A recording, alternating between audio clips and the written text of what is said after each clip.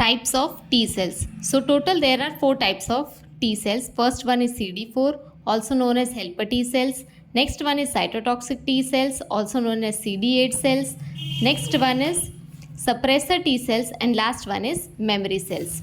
So first one is helper T cells. So helper T cells are divided into 2 types. First one is helper T1 type cells, and next one is helper T2 type cells. So helper T1 is responsible for the cellular immunity, and next one, that is helper T2, is responsible for the humoral immunity. So cellular immunity, that means destruction of microorganisms without depending upon the antibodies.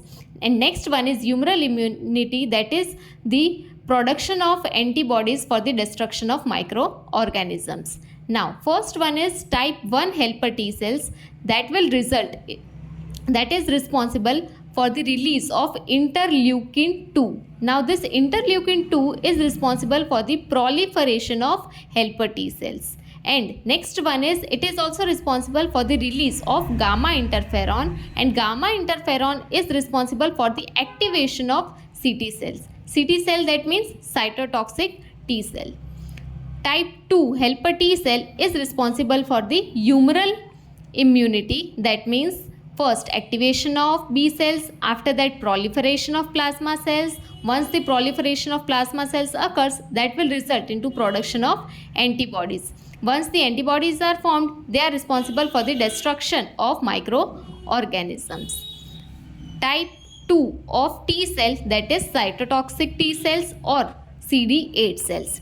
Once they are activated by helper T cells, they have the receptors present on them. These receptors are responsible for the identification, that is recognition of antigen which are present in the microorganisms. After recognition or identification of the antigen, they will bind. After binding with one another, that will cause release of cytotoxic substances. These cytotoxic substances are similar to the lysosomal enzymes. Lysosomal enzymes have the property to destroy the organisms. That means lysosomal enzymes will be released from the binding of CT cell with the antigens which are present in the microorganisms, and that will result into destruction of microorganisms. Now CT cells are responsible for the destruction of viruses, as well as they are also responsible for the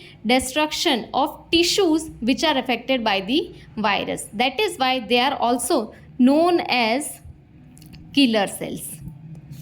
So to suppress this killing activity, that role is done by the suppressor T cells, that is type 3 T cells. So suppressor T cells has the function to suppress the activities of killer T cells.